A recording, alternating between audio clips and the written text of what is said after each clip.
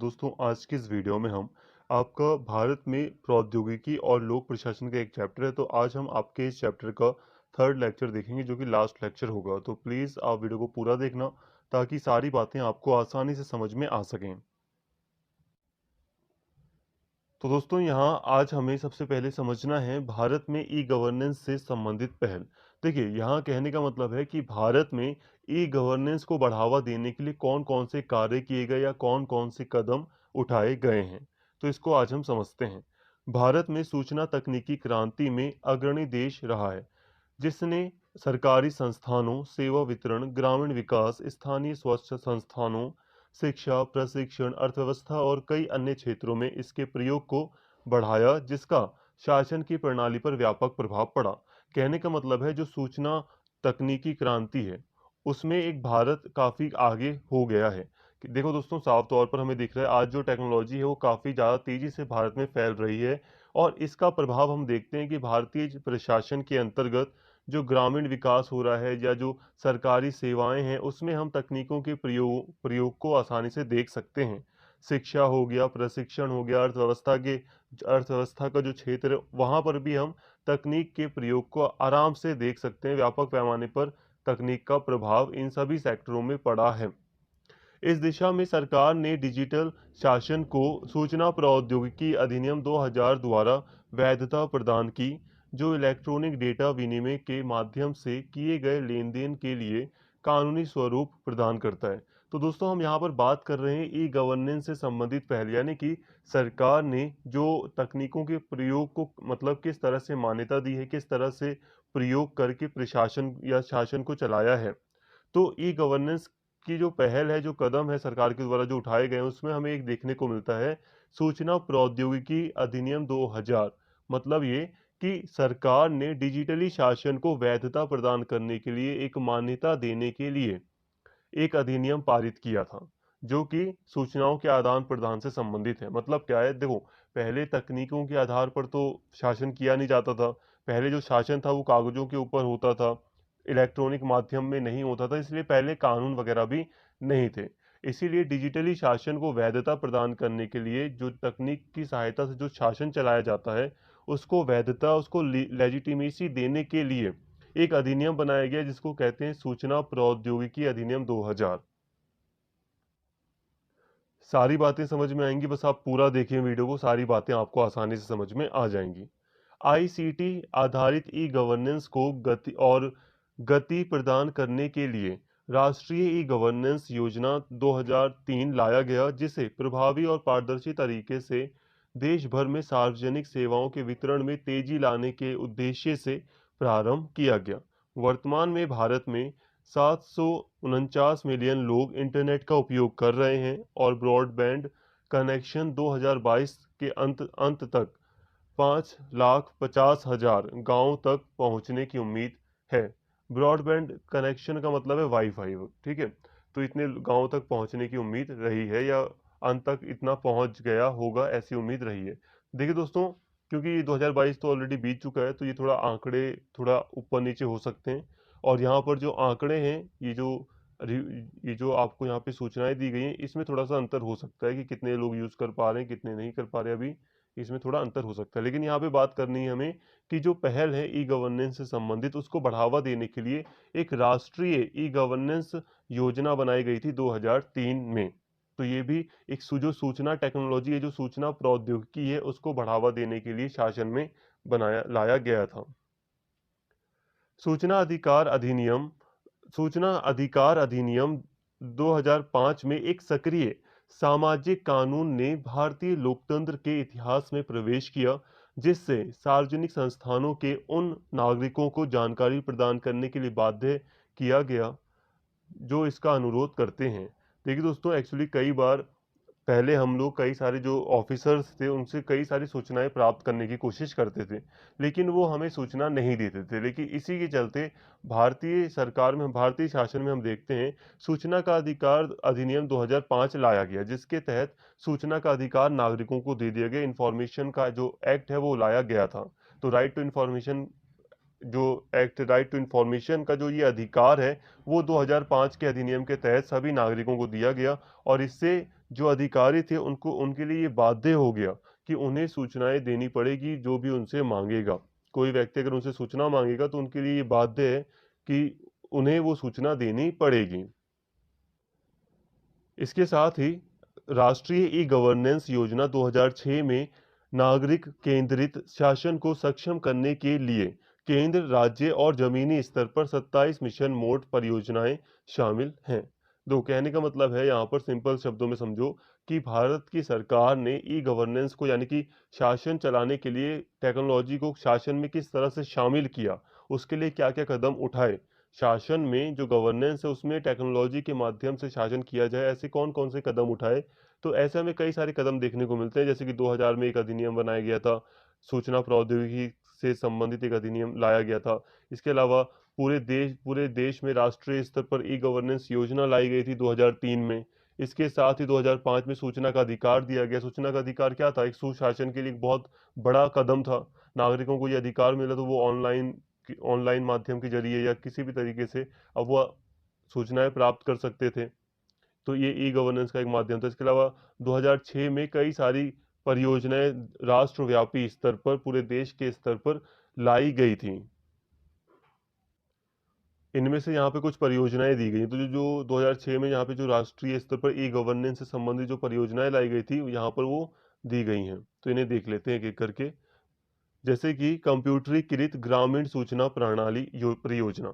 इस योजना के तहत भारत सरकार द्वारा प्रत्येक जिले में ग्रामीण विकास एजेंसी को ऐसी सुविधाओं से अवगत कराना है ताकि वह सभी जिले कंप्यूटर आधारित सूचना प्रणाली के तहत गरीबी उन्मूलन से जुड़े क्रमों के कार्यान्वयन पर निगरानी रख सकें।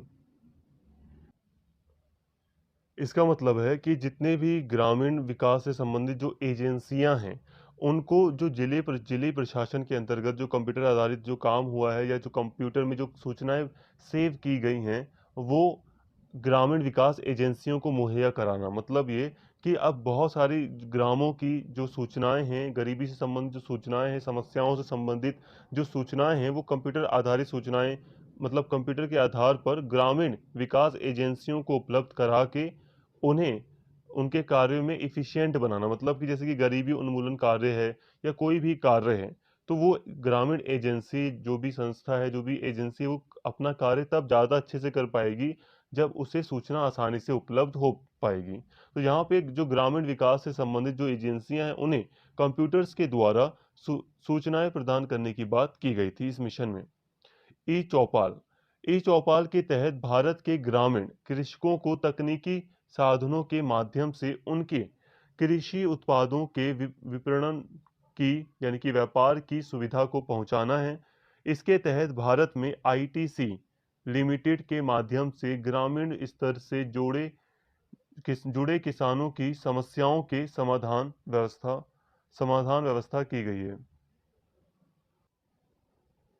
यहाँ थोड़ी-सी करेक्शन कर लेना, तो यहाँ पे होगा कि ग्रामीण स्तर से जुड़े किसानों की समस्याओं के लिए समाधान व्यवस्था की गई है। ई-चौपाल क्या है? अब जो किसान है वो अपना सामान अच्छे से मतलब जो मार्केट है, जो बाज़ार है वहाँ पर बेच सकें, अच्छे दाम पर वो बेच सकें, उन्हें सूचनाएँ उपलब्ध कराना। कुल मिलाकर ये कह सकते हो जो ई चौपाल वगैरह का जो ये कार्यक्रम है वो किसानों के लिए है, वो किसानों की समस्याओं से संबंधित कई सारे समाधान प्रस्तुत करता है। चाहे वो किसानों की कृषि से संबंधित समस्या हो, सामान वो जो उत्पाद हैं उनको बेचने से संबंधित समस्या हो, तो इसको सॉल्व करने के लिए ये बनाया गया था। इसके अलावा एक है टाटा किसान केंद्र। उत्तर प्रदेश, पंजाब, हरियाणा राज्यों के किसानों की सहायता के करने के लिए टाटा केमिकल लिमिटेड यानी कि जो टाटा की कंपनी है, उन्होंने एक परियोजना को प्रारंभ किया है जिसके अंतर्गत किसानों से जुड़े विषयों को जैसे भूमिगत जल की समस्या, मृदा की समस्या यानी कि मिट्टी से संबंधित समस्या, मौसम से जुड़ी समस्याओं से संबंधित जानकारी को भौगोलिक सूचना प्रणाली के माध्यम से उपलब्ध कराना। मतलब ऑनलाइन माध्यम से या जो तकनीकी माध्यम है उसका प्रयोग करते हुए किसानों को जो मौसम वगैरह है उसकी जानकारी देना। ताकि वो अपनी कृषि में सुधार कर सकें या कृषि उनकी अच्छी हो सके। उन्हें मौसम से संबंधित जानकारी देना, उन्हें मिट्टी से संबंधित जो भी उनकी समस्या है कि मिट्टी में उर्वरता कम हो गई है, फर्टिलिटी कम हो गई है, तो उससे संबंधित उनको जानकारी देना या उसका कुछ समाधान बताना। जल से संबंधित समस्या है तो उसको सॉल्व करना है। तो ये टाटा किसान केंद्र यही करता है। इसके अलावा एक परियोजना है लोक मित्र। इस परियोजना को हिमाचल प्रदेश में राष्ट्रीय सूचना विज्ञान केंद्र द्वारा शुरू किया गया, जिससे दूर दराज के सभी क्षेत्रों को इंटरनेट की सुविधा को आसान बना गया बनाया गया ताकि उनकी समस्याओं को दूर किया जा सके। दोस्तों, ये जो परियोजना थी इस लोक मित्र की, स्पेशली ये हिमाचल प्रदेश में थी। इसमें हिमाचल प्रदेश में हम देखते हैं कि एक राष्ट्रीय सूचना विज्ञान केंद्र की स्थापना की गई, जिसके तहत जो दूर दराज के इलाके के जो इलाके हैं वहां तक इंटरनेट को पहुंचाया जा सके। देखो, कुल मिलाकर हम यहाँ पर प्रशासन के अंतर्गत या शासन के अंतर्गत समझ रहे हैं कि क्या क्या पहल या परियोजनाएं ई गवर्नेंस से रिलेटेड की गई हैं। तो ये सारी चीजें की गई हैं। सरकार ने अपनी बातों को टेक्नोलॉजी के माध्यम से लोगों तक पहुंचाने का प्रयास किया है। अपनी जो भी वो सहायता देना चाहती है ई गवर्नेंस के माध्यम से वो लोगों को पहुंचाने का उसने प्रयास किया। इसके अलावा ज्ञान दूत मध्य प्रदेश में उपस्थित अभावग्रस्त जनजातीय समुदाय को ज्ञान ज्ञान दूत के माध्यम से ग्रामीण क्षेत्र में सामुदायिक स्वामित्व वाले तकनीकी दृष्टि से नूतन और स्थायी सूचना केंद्र के रूप में स्थापित की गई है। जो ज्ञान दूत की परियोजना है वो स्पेशली मध्य प्रदेश में उपस्थित है, और ये जो अभावग्रस्त, जो बहुत ही ज़्यादा पिछड़े हुए जो जनजातीय समुदाय हैं, जो क्षेत्र हैं, उन लोगों को तकनीकी संबंधी सूचनाएं प्रदान करना, तकनीक प्रदान करना, ये इसका कार्य है। दृष्टि मध्य प्रदेश, पंजाब और हरियाणा जैसे राज्यों में दृष्टि की स्थापना की गई है, जिसके तहत उपभोक्ता वस्तुओं तथा बुनियादी वस्तुओं के वितरण तथा उनके प्रोत्साहन से संबंधित समस्याओं को सुलझाने के लिए एक प्रकार के नेटवर्क को विकसित किया गया है, जो कि ग्रामीण मॉडल पर आधारित है। इसके तहत उपयोगकर्ता को इंटरनेट के माध्यम से अनेकों सेवाओं की सूचना प्रदान की जा रही है।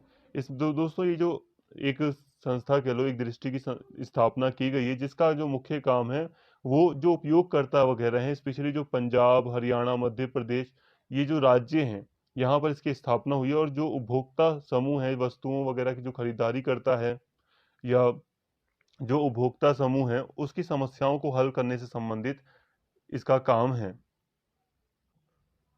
इसका मुख्य काम है कि तकनीक की सहायता से जो सामान का जो आदान प्रदान हो रहा है, एक राज्य से दूसरे राज्य में सामान जो बेचा जा रहा है, जो बुनियादी वस्तुएं हैं, जो जो उपभोक्ता वस्तुएं हैं, इनका आसानी से आदान प्रदान हो सके, पूरे इनका वितरण हो सके, और जो भी समस्याएं हैं उसको सॉल्व किया जा सके। तो ये ऐसा एक नेटवर्क तैयार करना इसका काम है।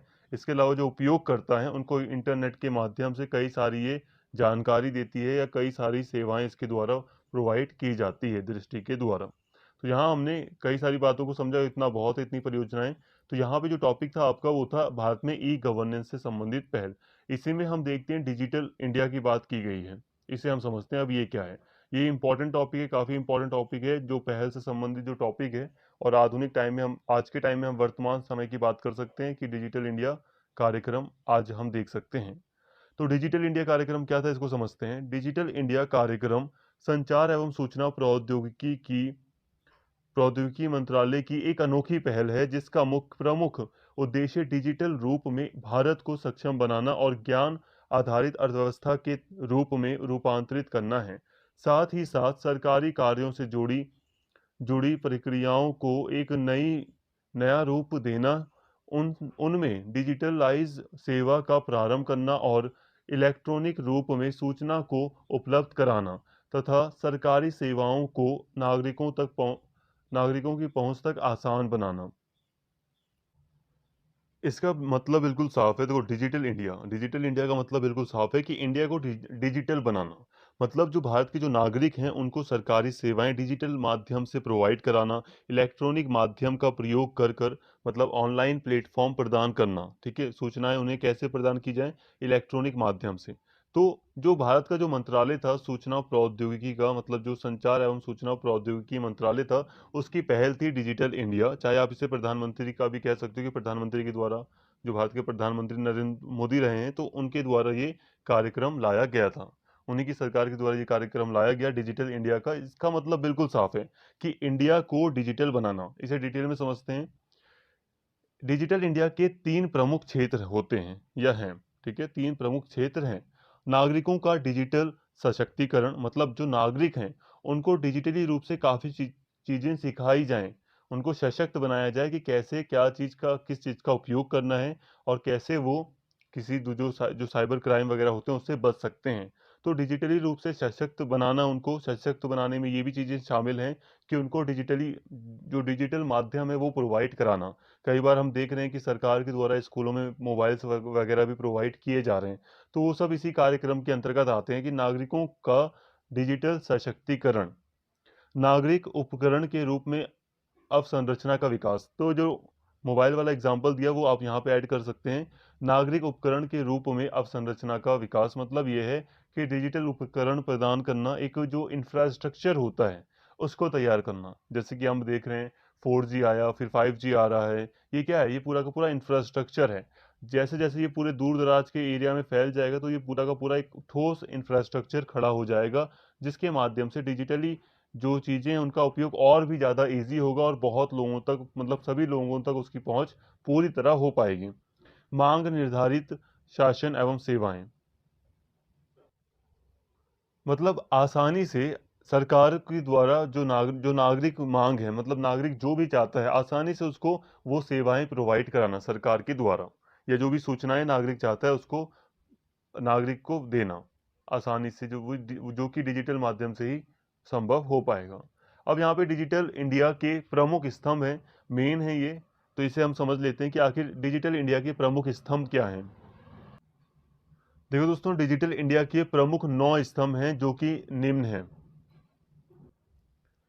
पहला है ब्रॉडबैंड हाईवेज। ब्रॉडबैंड हाईवेज राष्ट्रीय सूचना की आधारभूत संरचना के सभी ग्रामीण तथा शहरी क्षेत्रों एवं उसके एकीकरण के लिए ब्रॉडबैंड को आच्छादित करेगा। मतलब दोस्तों, पहले सिंपल है कि डिजिटल इंडिया के 9 स्तंभ है, मतलब 9 स्तंभों के द्वारा अगर सारी चीज़ें लागू कर दी जाती हैं, 9 स्तंभ पूरे हो जाते हैं, सही से इंडिया में स्थापित हो जाते हैं, तो इंडिया पूरी तरह डिजिटल मान लिया जाएगा। ये है डिजिटल इंडिया।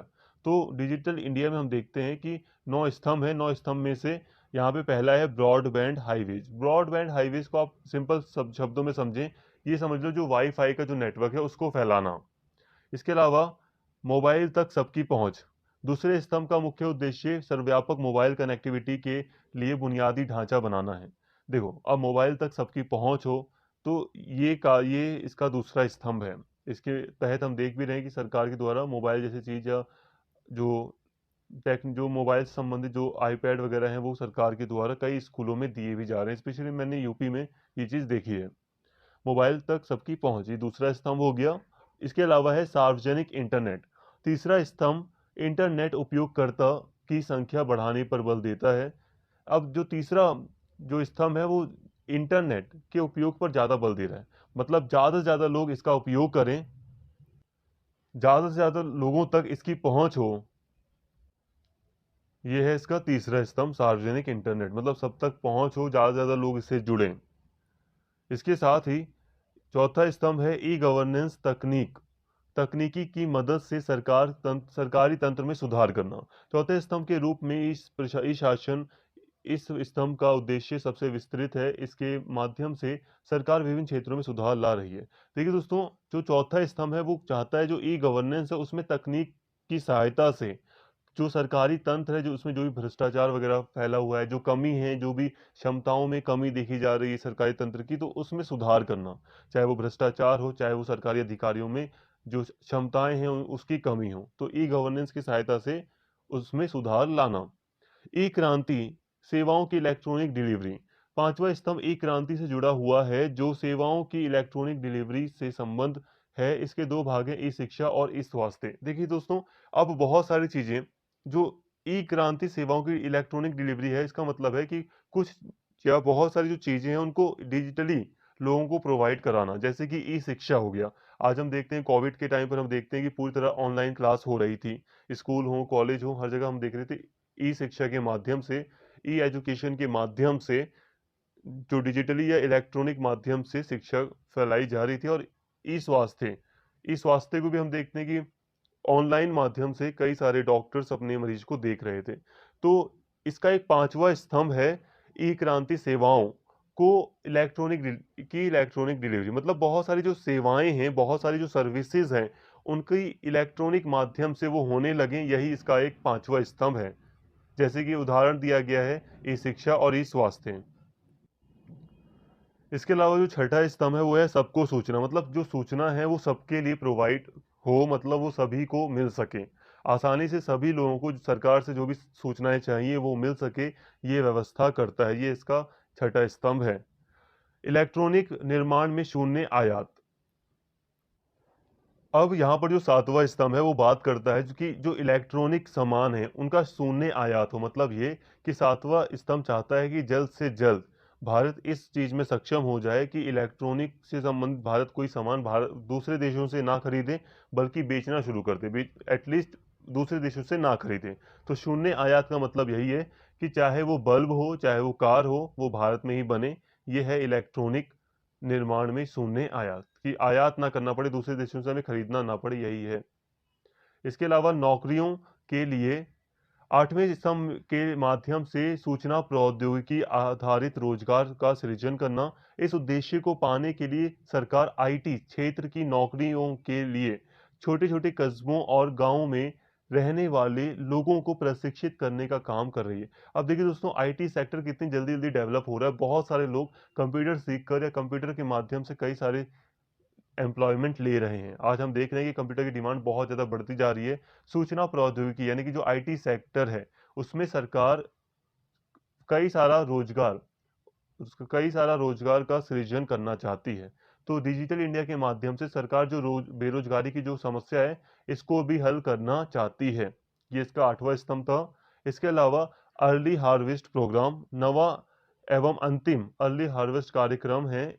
इसके तहत मुख्य रूप से इलेक्ट्रॉनिक ग्रीटिंग्स एवं सरकारी दफ्तरों, बायोमेट्रिक्स उपकरणों आदि के प्रयोग को बढ़ावा देने के लिए आईटी प्लेटफॉर्म स्थापित करने का लक्ष्य रखा गया है। अब यहाँ पर जैसे कि सरकारी जो ऑफिस वगैरह हैं, वहाँ पर बायोमेट्रिक्स, जो आपके फिंगरप्रिंट्स हो गया, आपका फेस हो गया, उससे संबंधित जो उपकरण हैं उनके प्रयोग पर ज़्यादा बल दिया गया है। मतलब ताकि कोई धोखाधड़ी ना हो सके, कुछ गलत ना हो सके, इसके लिए जो इलेक्ट्रॉनिक उपकरण हैं, स्पेशली जैसे कि बायोमेट्रिक्स हो गए, या जो दूसरे उपकरण हैं जिनकी सहायता से काम काफ़ी ठोस, मतलब सही हो सकता है, तो उसके प्रयोग को बढ़ावा देने की बात की गई है। तो यहाँ पर ये 9 स्तंभ हमारे जो हमारे देश का जो कार्यक्रम रहा है डिजिटल इंडिया, इसको दर्शाता है। अब डिजिटल इंडिया का क्या अर्थ है, इसको आप काफ़ी डिटेल में आप समझ गए कि इसके अंतर्गत ये सारी चीज़ें इसमें जुड़ी हुई हैं। इसके अंदर ये सारी जो भी स्तंभ है इसके, वो जुड़े हुए हैं, और इन सभी स्तंभों को जोड़ने के बाद ही डिजिटल इंडिया का शब्द सामने आता है। तो डिजिटल इंडिया में ये 9 स्तंभ शामिल हैं, जो कि काफ़ी इंपॉर्टेंट है। तो यहाँ तक हमने डिजिटल इंडिया को समझ लिया, जो कि एक बहुत बड़ी पहल थी भारत में ई गवर्नेंस को बढ़ावा देने के लिए, या भारत में जो शासन है उसमें टेक्नोलॉजी को लाने के लिए। तो उम्मीद करता हूँ सारी बातें आपको समझ में आ गई होंगी। तो अगर आपको कोई भी कन्फ्यूज़न है तो यही कहूँगा कि एक बार आप वीडियो को दोबारा देख लेना, ताकि सारी चीज़ें आपको अच्छे से समझ में आ जाएँ। तो उम्मीद करता हूँ सारी बातें आपको समझ में आ गई होंगी। अगर आपको सारी बातें मतलब अगर आपको सारा पूरा चैप्टर समझ में आया हो, तो प्लीज़ चैनल को सब्सक्राइब कर लें और इस वीडियो को ज़्यादा से ज़्यादा शेयर करें और लाइक करें। Thank you.